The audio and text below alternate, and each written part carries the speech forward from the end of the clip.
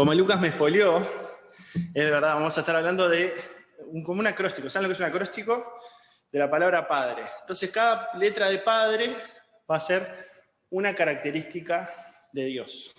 Y hoy vamos a hablar sobre Padre con P. Lucas ya lo habló, ¿verdad? ¿Cuál sería la palabra con P que refleja una cualidad de Dios? ¿Cuál? Una letra con P. Lucas estuvo hablando todo el tiempo de esa palabra. Con P, a ver. Perdón. Bien, Silvia. ¿No te escuché, vos lo habías dicho? Ahí va, Dios perdonador del perdón. Entonces vamos a estar viendo después la próxima, vamos a ver con la A, con la D, y así sucesivamente hasta terminar la palabra Padre.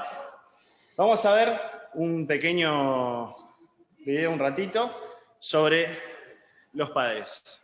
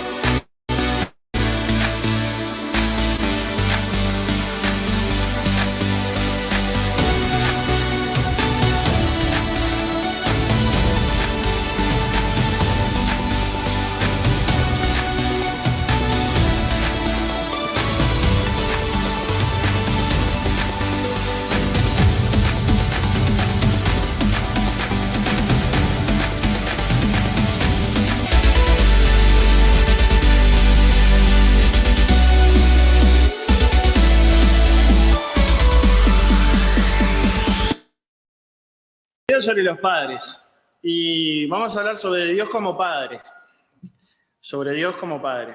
Y hay un versículo en Efesios 4:6 que nos sirve para comenzar este estudio sobre Dios como Padre. Efesios 4, verso 6 dice: hay un solo Dios y Padre de todos, que está sobre todos, actúa por medio de todos y está en todos. Lo leemos de vuelta. Hay un solo Dios y Padre de todos, que está sobre todos, actúa por medio de todos y está en todos. Y hablar de Padre, Dios Padre, obviamente nos hace acordar a nuestros padres, o a nuestro Padre, ¿no? Todos tenemos un Padre. Y cada uno tiene su relación o no tiene su relación con su Padre. Y pueden ser de las buenas o de las otras, ¿no? De los vínculos que tenemos con nuestro padre. Puede ser un padre biológico, puede ser un padre adoptivo. Cada uno tiene su historia ahí con su padre. Pero ¿por qué Dios se hace llamar Padre? ¿Por qué Dios se hace llamar Padre? Y me parece que es para mostrarnos cómo debería ser un verdadero padre, ¿no? Y también para, como nos contaba Lucas, a veces sanar algunas cosas que tenemos en nuestro vínculo con tu Padre. Entonces, ¿por qué Dios quiere que se llamen Padre? Que lo llamen Padre. ¿Y de dónde surge esto del Padre? Por ejemplo, a ver, ¿qué nombres conocen, se acuerdan, sin buscar en la Biblia? ¿Cómo se lo llamaba Dios en el Antiguo Testamento? ¿Qué nombres tenía Dios? ¿Cómo le decían a Dios? Jehová. Bien, ¿qué otro nombre se acuerdan de Dios? Todo... ¿Qué? Todopoderoso. ¿Qué otro nombre tenía? Yo soy. Ahí está. En el Antiguo Testamento se lo nombra de varias maneras a Dios, distintas formas. Y Jehová se lo nombra más de 6.000 veces. Más de 6.000 veces se le dice el nombre Jehová a Dios. Se usa la expresión Padre, pero en pocos versículos, y más que nada como Padre de Israel, como algo más general. No como un padre personal. ¿Y de dónde empieza a surgir esto de llamar a Dios Padre? Como vemos en el Antiguo Testamento, no estaba tan marcado. Empieza en el Nuevo Testamento. Y les invito a buscar en Lucas 11, del 1 al 13. Lucas 11, del 1 al 13, nos va a ilustrar quién es que nos enseña a llamarlo a Dios Padre. ¿Por qué lo empezamos a llamar Padre y no de otros nombres? ¿Sí?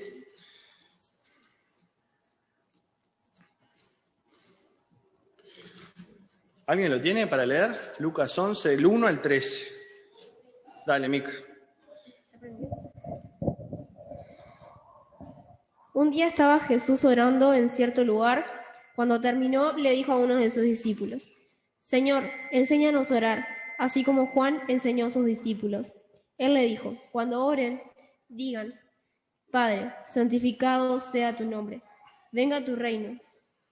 Danos cada día nuestro pan cotidiano, perdona nuestros pecados, porque también nosotros perdonamos a todos los que nos ofenden, y no nos metas en tentación. Sí, por favor, hasta el 13. Supongamos, continuó, que cada uno de ustedes tiene un amigo y a medianoche va y le dice: amigo, préstame 3 panes, pues se me ha presentado un amigo recién llegado de viaje y no tengo nada que ofrecerle. Y el que está adentro le contesta: no me molestes, ya está cerrada la puerta y mis hijos y yo estamos acostados, no puedo levantarme a darte nada. Le dijo que, aunque no se levante a darle pan por ser amigo suyo, si se levanta por su impertinencia, le dará cuanto necesite. Así que yo les digo: pidan y se les dará, busquen y encontrarán, llamen y se les abrirá la puerta. Porque todo el que pide, recibe, el que busca, encuentra, y al que llame, se le abrirá. ¿Quién de ustedes que sea padre, si su hijo le pide un pescado, le dará en cambio una serpiente? O si le pide un huevo, le dará un escorpión. Pues si ustedes, aun siendo malos, saben dar cosas buenas a sus hijos, ¿cuánto más el Padre Celestial dará el Espíritu Santo a quienes se lo pidan? Bien, gracias. Jesús andaba con sus discípulos, Jesús era un maestro, ¿no? Los discípulos, y parece ser que cada maestro ahí de los judíos en algún momento les enseñaba una oración o una manera de orar a sus discípulos. Entonces los discípulos en un momento le preguntan, ¿cómo debemos orar? ¿No? ¿Cómo nos debemos comunicar? ¿Cómo decís vos que nos tenemos que comunicar con Dios? Y Jesús, ¿cómo lo llama a Dios? ¿Con qué palabra? Con la palabra Padre. Es Jesús el que nos enseña a orar a Dios como Padre, a llamarlo a Dios Padre. Y este llamar a Dios Padre no es solo decir Padre, como Padre suena medio como formal, ¿no? Yo qué sé, yo no le digo a mi padre, hola Padre, ¿cómo estás? ¿No? No hablamos así. En realidad en el arameo original parece ser que es la palabra Abba, que quiere decir como papi o papito, así como diría Mateo a mí, ¿no? Es esa expresión de cercanía, de cariño, Abba, ¿no? Me acuerdo una vez una persona nos dijo que cuando oramos y alabamos a Dios con las manos, es como pedirle upa, papá. Y me gustó esa expresión, ¿no? Cuando levantamos nuestras manos a Dios, es como pedirle upa, como un niño. Entonces está hablando Abba Padre. Padre mío, Padre cercano, ¿no? No es algo ya distante, sino que es algo cercano, es algo familiar. Y hay una historia que ustedes saben que la Biblia se le puso títulos después para ordenarse, pero no estaban en el original los títulos. Y se llama la historia del hijo pródigo, ¿no? Pero es una historia que habla más bien del padre amoroso, el padre perdonador. Podríamos llamarle al padre amoroso, el padre perdonador. Y está en Lucas 15. Y vamos a leer esta historia para descubrir un poco más cómo es este Padre que quiere ser cercano a nosotros y hoy con esta palabra de perdonarnos. Y ustedes, a medida que vayamos avanzando en el texto y eso, capaz que te vas identificando con alguno de los personajes del texto y capaz vas viendo algunas cosas que el Espíritu Santo te va hablando y te vas identificando con uno o con otro y conociendo un poco más a este Padre, que quiere ser un Padre lejano, no, un Padre cercano, un Padre mío, Padre nuestro, dice Jesús, Padre nuestro. Lucas 15, 11 al 32. Dice así, estas son 3 parábolas que se pueden leer juntas, se llaman las parábolas de la misericordia, le dicen, incluso se estudian en el liceo, se estudia esto como en literatura, pero ahora lo vamos a leer una de estas 3 parábolas, que es la de este padre perdonador o la del hijo pródigo más conocida. Lucas 15, 11 dice, Jesús contó esto también. Un hombre tenía 2 hijos y el más joven le dijo a su padre, Padre, dame la parte de la herencia que me toca. Entonces el padre repartió los bienes entre ellos. Pocos días después, el hijo menor vendió su parte de la propiedad y con ese dinero se fue lejos a otro país donde todo lo derrochó, llevando una vida desenfrenada. Pero cuando ya se lo había gastado todo, hubo una gran escasez de comida en aquel país y él comenzó a pasar hambre. Fue a pedir trabajo a un hombre del lugar que lo mandó a sus campos a cuidar, ¿qué animal? Cerdos. Y tenía ganas de llenarse con las algarrobas que comían los cerdos, pero nadie se las daba. Al fin se puso a pensar, ¿cuántos trabajadores en la casa de mi padre tienen comida de sobra mientras yo aquí me muero de hambre? Regresaré a casa de mi padre y le diré, Padre mío, he pecado contra Dios y contra ti. Ya no merezco llamarme tu hijo. Trátame como a uno de tus trabajadores. Así que se puso en camino y regresó a la casa de su padre. Cuando todavía estaba lejos, su padre lo vio y sintió compasión de él. Corrió a su encuentro y lo recibió con abrazos y besos. El hijo le dijo, Padre mío, he pecado contra Dios y contra ti. Ya no merezco llamarme tu hijo. Y ahí lo corta el padre, porque iba a seguir diciendo algo, ¿no? Pero el padre ordenó a sus criados: saquen pronto la mejor ropa y vístanlo, póngale también un anillo en el dedo, sandalias en los pies. Traigan el becerro más gordo y mátenlo. Vamos a celebrar esto con un banquete, porque este hijo mío estaba muerto y ha vuelto a vivir. Se había perdido y lo hemos encontrado. Comenzaron la fiesta. Entre tanto, el hijo mayor estaba en el campo. Cuando regresó y llegó cerca de la casa, oyó la música y el baile. Entonces llamó a uno de los criados y le preguntó qué pasaba. El criado le dijo: es que tu hermano ha vuelto y su padre ha mandado matar el becerro más gordo porque lo recobró sano y salvo. Pero tanto se enojó el hermano mayor que no quería entrar. Así que su padre tuvo que salir a rogarle que lo hiciera. Le dijo a su padre: tú sabes cuántos años te he servido, sin desobedecerte nunca. Y jamás me has dado ni siquiera un cabrito para tener una comida con mis amigos. En cambio, ahora llega este hijo tuyo, que ha malgastado tu dinero con prostitutas y matas para él el becerro más gordo. El padre le contestó: hijo mío, tú siempre estás conmigo y todo lo que tengo es tuyo. Pero había que celebrar esto con un banquete y alegrarnos, porque tu hermano, que estaba muerto, ha vuelto a vivir. Se había perdido y lo hemos encontrado. Qué historia, ¿no? Qué parábola. Y tiene tres personajes esta historia, ¿no? El hijo menor. Vamos a ver cómo era este hijo menor, el más chico, ¿no? ¿Qué es lo que hace? A ver, vamos a reconstruir la historia. Va el padre, le dice: padre, ¿qué le pide? Le pide la herencia. La herencia, ¿cuándo uno obtiene una herencia? Si la llega a tener. Cuando muere la persona que te hereda. Pero en ciertas ocasiones se podía hacer esto de pedir la herencia en vida. Es raro, ¿no? Por lo menos a mí me pareció raro. Va y le pide la herencia en vida. Y sé que el padre le tenía un campo y le dividió el campo. Dijo, bueno, le dio la herencia a los dos, ¿no? Porque si se la daba a uno tenía que dársela al otro. Le dio la herencia a los dos. El joven agarra, vende todo lo que tiene, toda la tierra, y la pasa a viva, a cobre, en cash, líquido. Se queda con todo eso y se va, dice. Se va y bueno, tiene la vida que tiene. ¿Qué es lo que le pasa? Se le acaba el dinero, no había laburo. Empezó a trabajar cuidando qué animal. Los cerdos. Y el detalle del cerdo es importante porque para los judíos el cerdo es un animal impuro.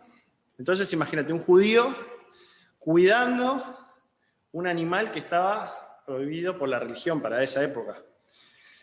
Era como el trabajo más denigrante que podía tener un judío era ese. Y no solo eso, sino que tenía tanta hambre que quería comerse la comida de los chanchos. Imagínate el nivel de destrucción, de muerte casi, que llegó esa persona por ese pecado que cometió, ¿no? De alejarse de la casa de su padre, ¿no? Entonces, cuando está ahí en el fondo, ¿qué pasa? Se acuerda. Y dice, yo acá me estoy muriendo de hambre y en la casa de papá los que trabajan ahí comen todos los días, están bien vestidos. Y dice, voy a volver. Y se arma un versito en la cabeza. A ver, búsquelo. Un versito no, se arma como lo que le iba a decir, ¿no? Se ve que tenía tanta vergüenza ahí, como hoy nos contaba Lucas. Ese pecado le generaba tanta vergüenza, tanto ese sentimiento de decir, decepcioné a mi padre, la magañé mal, que el loco arma en su cabeza. ¿Qué le va a decir, no? Como que se adelanta, a ver, le voy a decir esto, pues esto, así me acepta, por lo menos. Y lo que le va a decir, ¿quién lo lee ahí? ¿Quién lo tiene? En el 18. Lo leo así que lo tenés ahí en el micrófono, dale. Acá. Padre, he pecado contra el cielo y contra ti, ya no soy digno de ser llamado tu hijo. Hazme como uno de tus jornaleros. Es lo que dice. Entonces le dice, Padre, no soy digno de ser llamado tu hijo, llámame como uno de tus jornaleros. Pero ahí cuando llega, hoy dijimos en la lectura, le empieza a decir, Padre, he pecado contra... Y el padre, ¿qué hace? Lo corta. Ni siquiera lo deja terminar de hablar y lo recibe, ¿no? Entonces, la actitud del hijo pasa por ese estado de alejarse, de llegar al fondo, arrepentirse y volver a su casa. Y capaz es la actitud de todos nosotros con Dios, ¿no? A veces tenemos que llegar a tocar fondo para darnos cuenta de que estamos pecando y recién ahí nos damos cuenta, pero era tan fácil haberme quedado ahí. Y ahí vuelvo al Padre, ¿no? Entonces, la actitud del hijo. Yo me acuerdo cuando me convertí, tenía 9 años, y lo que me acuerdo es ese sentimiento de estar lejos de Dios, de estar como... de tener el convencimiento de pecado, de estar separado de Dios, que te lo da el Espíritu Santo, y en ese momento de tener ese convencimiento de que uno es pecador, ahí entregarme al Señor Jesús. Entonces, no sé si te sentís identificado, capaz que te hace acordar a tu vida antes, o capaz pasa en el futuro esto. Entonces, el segundo personaje, el Padre. Padre hoy es, ¿cuál es la palabra hoy? Padre, perdonador. Padre, perdonador. ¿Cuál es la actitud de este Padre? Ya dijimos varias cosas. Vamos a leer en el 20. Así que se puso en camino y regresó a la casa de su padre. Cuando todavía estaba lejos, su padre lo vio y sintió compasión de él. Ahí ya tenemos una idea de cómo era ese padre. El padre estaba ahí adentro en la casa viendo la tele, sin preocuparse por su hijo. No, lo estaba esperando, porque si lo vio de lejos, o estaba en la azotea, lo estaba esperando, ¿no? Y ahí ya nos habla de cómo es Dios con nosotros. Nos está esperando. No es que está desinteresado de nosotros. Nos está esperando con ansias. Nos está esperando con esa incertidumbre, a ver si volvemos a Él. Y dice que el hijo corrió a su encuentro y el padre lo recibió con abrazos y besos. Con abrazos y besos. Y dice que corrió a su encuentro. Corrió a su encuentro. Y algunos comentaristas dicen que este verbo correr, en esa época la ropa era distinta a la de ahora, ¿no?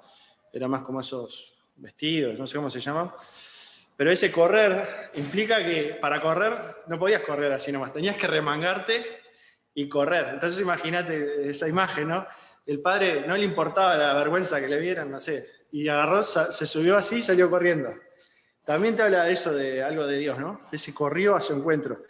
Y lo abrazó y lo llenó de besos. Imagínate el aroma que tendría el hijo, ¿no? O la pinta del hijo que tenía el hambre, ¿no?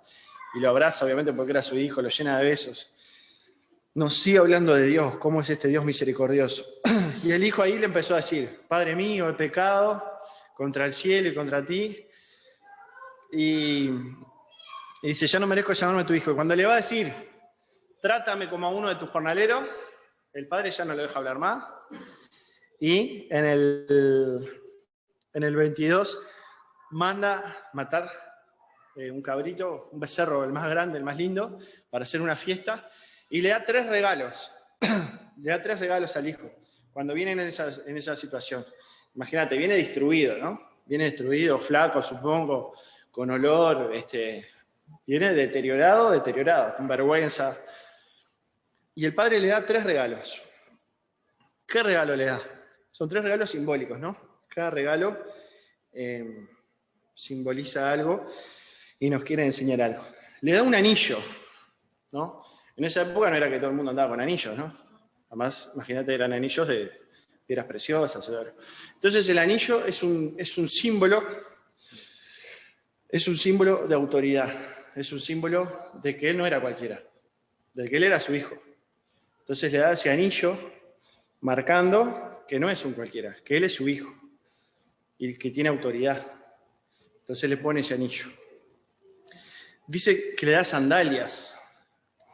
Y eso también es importante porque las sandalias, ¿quiénes andaban calzados con sandalias? Los que eran libres. Los esclavos, en esa época había esclavitud, era algo normal, algo aceptado, algo no se cuestionaba que estaba mal. Los esclavos, ¿cómo estaban? Descalzos, ahí está. Entonces que le haya dado el anillo y que le haya dado sandalias, le está diciendo, vos sos mi hijo, vos no sos un esclavo. Y me acordaba con Brenda mientras preparábamos de esa canción que dice, ya no soy esclavo del temor, yo soy hijo de Dios. Y eso es espectacular, ya no soy esclavo del pecado, del temor, yo soy hijo de Dios. Entonces, el anillo, las sandalias, diciéndole, vos no sos esclavo más de esto, no te va a tratar como un esclavo, sino que te va a tratar como hijo. Y el otro regalo le da una ropa, le pone una túnica. Y si le pone una túnica, capaz era que venía medio desnudo, ¿no? Con la dignidad allá abajo. Y es eso, yo me imaginaba como ese Dios que nos cubre con ropa nueva, dice otro texto, ¿no? Nos da una nueva vestidura y cubre nuestro pecado. Qué lindo, ¿no? Ver a Dios como es este Dios perdonador, que nos restaura, nos da un anillo, nos pone sandalias diciendo, mira, vos no sos más esclavo, sos mi hijo, sos mi hija, y nos pone ropa nueva. Y además es una fiesta cuando volvemos a Dios. Yo me imagino, es algo hermoso, ¿no? Hay un texto que dice, hay más alegría en el cielo, ¿no? Como que se hace fiesta en el cielo cuando alguien se arrepiente, cuando alguien vuelve a Dios, se hace fiesta en el cielo, por nosotros. Y el tercer personaje, ¿cuál es el tercer personaje? El hermano mayor, el hermano mayor. Y acá el hermano mayor también es importante ver, ¿no? Porque cuando le da la herencia a los dos. El hermano mayor se queda trabajando, estaba trabajando en el campo, vuelve, y cuando vuelve escucha la música, los gritos, la fiesta, asado ahí, y él venía todo roto, imagínate, laburar en el campo, y dice, ¿qué pasó? Y es tremendo lo que siente este hermano, ¿no? Y le dice a su padre, tú sabes, en el 29, tú sabes cuántos años te he servido, sin desobedecerte nunca, y jamás me has dado ni siquiera un cabrito para tener una comida con mis amigos. En cambio, y mirá como el celo que tenía por el hermano, mirá cómo habla. Ahora llega este hijo tuyo, ¿no? Que ha malgastado tu dinero con prostitutas y matas para él el becerro más gordo. Y el padre le contestó, hijo mío, tú siempre estás conmigo y todo lo que tengo es tuyo. El hermano mayor se muere de celos, ¿no? Y el hermano mayor yo creo que no entiende lo que él podía experimentar. ¿Dónde estaba él? Como que nunca se dio cuenta que él ya estaba en la casa del padre. Sí, todo lo del padre era de él, o sea, ya podía matar ese becerro, hacer esa fiesta con sus amigos. Y a veces nos puede pasar eso, de no darnos cuenta que si somos hijos de Dios, ya estamos en la casa y que podemos disfrutar de vivir en la casa de nuestro Padre. Podemos disfrutar. Y también podemos tener ese sentimiento de juzgar a otro y decir, mirá, aquel mirá todo lo que hacía y ahora viene y ya se... ¿no? Puedo tener ese sentimiento como cristiano. Entonces, ¿con cuál personaje te identificás? ¿Con el hijo menor? ¿Con el padre? ¿Qué podemos aprender del padre y su actitud? ¿O con el hijo mayor que se queja y reclama a su padre? Se indigna por la actitud de su padre y no disfruta de ser hijo. Y a veces nos puede pasar de no disfrutar de ser hijos.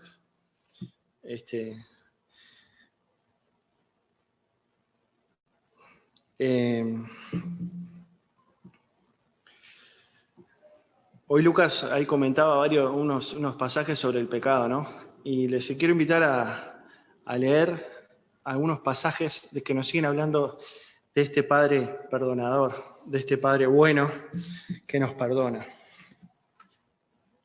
Y vamos a buscar así varios versículos y los vamos a leer un poquito de corrido. Le voy a pedir, ¿usted tiene ahí para leer? Que busques Salmo 86, 5. Allá ustedes dos, Proverbios 28, 13. Miqueas 7, 18 y 19. Y Brian, Salmo 32:5. ¿Vos tenés para buscar, Marco? Hechos 3:19. Y escuchemos estos pasajes, que son pasajes de toda la Escritura, que nos hablan de este Dios perdonador, de cómo es este Dios perdonador. El primero va a ser el Proverbio 28:13. Escuchamos.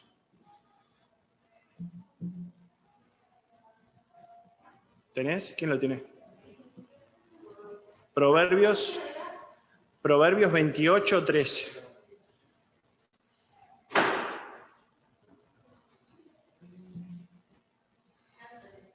Bueno.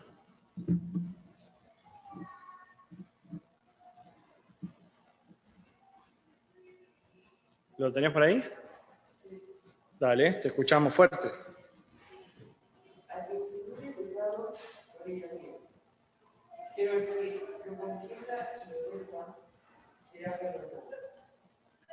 Dale, léelo de vuelta.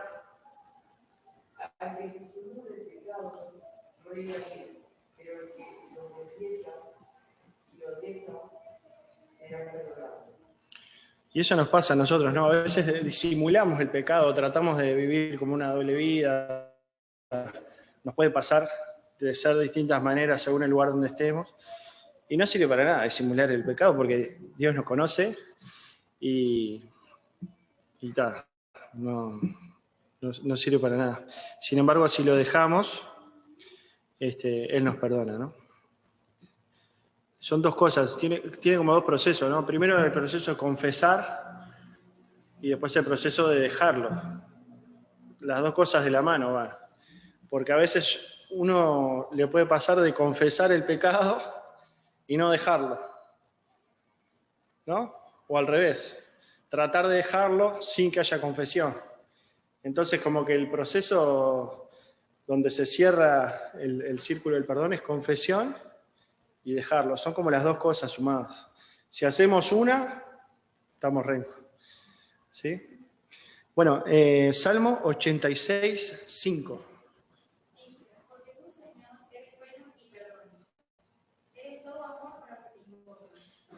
Ahí está. Tú, Señor, eres bueno y perdonas.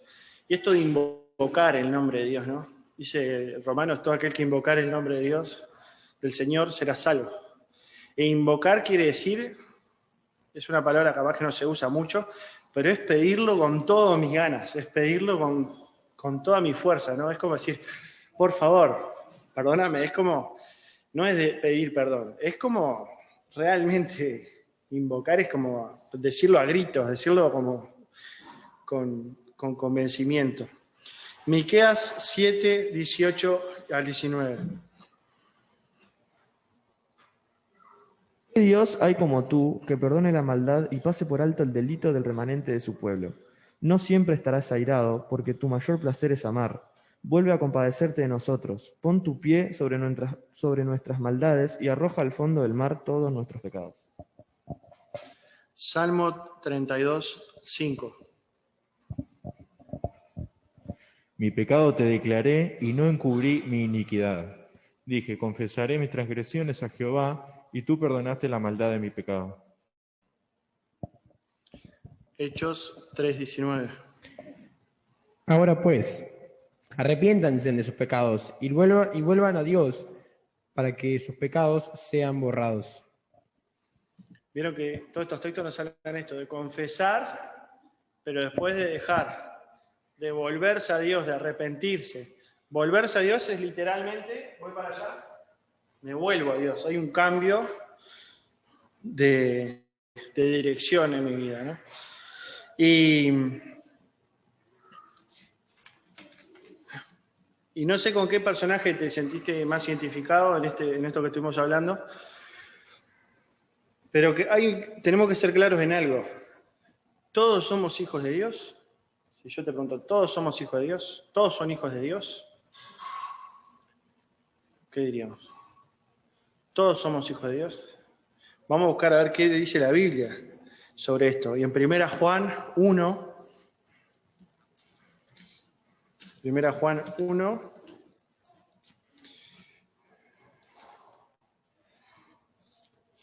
12 y 13.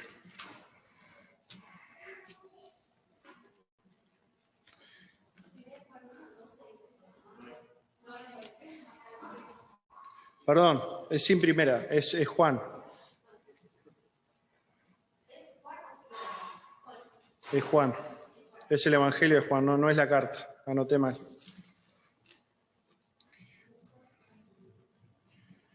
Juan 1, 12 y 13. Dice así, contestando esta pregunta de si todos somos hijos de Dios.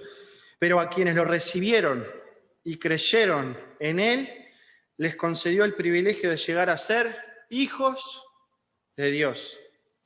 Y son hijos de Dios no por la naturaleza ni los deseos humanos, sino porque Dios los ha engendrado.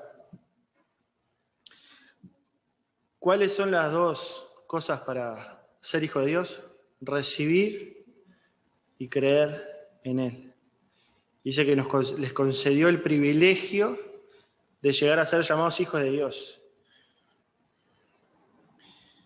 Y son hijos de Dios no por la naturaleza ni los deseos humanos. O sea, no es algo que yo pueda hacer por mi fuerza, ¿no? Sino porque Dios los ha engendrado. Cuando nosotros nacemos, nadie nos pregunta si queremos nacer, ¿no? Nacemos. Y así también pasa con la fe. Es Dios que se acerca a nosotros y nos da la fe para creer en Él y recibir a Jesucristo en nuestro corazón. Es un regalo de Él. Y ahora vamos a cerrar charlando un poco entre nosotros. Y en los grupos vamos a trabajar en 3 preguntas. La primera pregunta es, ¿con cuál hijo te identificás y por qué? Es una pregunta que yo le hice varias veces en la conversación. ¿Con cuál hijo te identificás y por qué? Segunda pregunta dice, ¿cómo es la actitud del Padre? ¿Qué nos enseña de Dios? ¿Cómo es la actitud de este Padre y qué nos enseña de Dios? Y la tercera es, ¿cómo llego a ser hijo de Dios? Que lo acabamos de ver también. Pero para dialogar un poco y poder estar orando unos por otros, ¿sí? Y antes de pasar a los grupos, les invito a buscar Tito, la carta de Tito.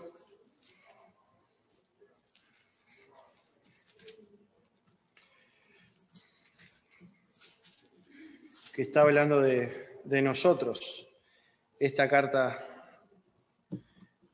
de Tito. Tito, capítulo 3, a partir del versículo 3, dice lo siguiente, porque antes también nosotros éramos insensatos y rebeldes, andábamos perdidos y éramos esclavos de toda clase de deseos y placeres. Vivíamos en maldad y envidia, odiados y odiándonos unos a otros. Pero Dios, nuestro Salvador, mostró su bondad y su amor por la humanidad. Y sin que nosotros hubiéramos hecho nada bueno, por pura misericordia, nos salvó, lavándonos y regenerándonos y dándonos nueva vida por el Espíritu Santo. Pues por medio de Jesucristo nuestro Salvador, nos dio en abundancia el Espíritu Santo, para que después de hacernos justos por su bondad, tengamos la esperanza de recibir en herencia la vida eterna.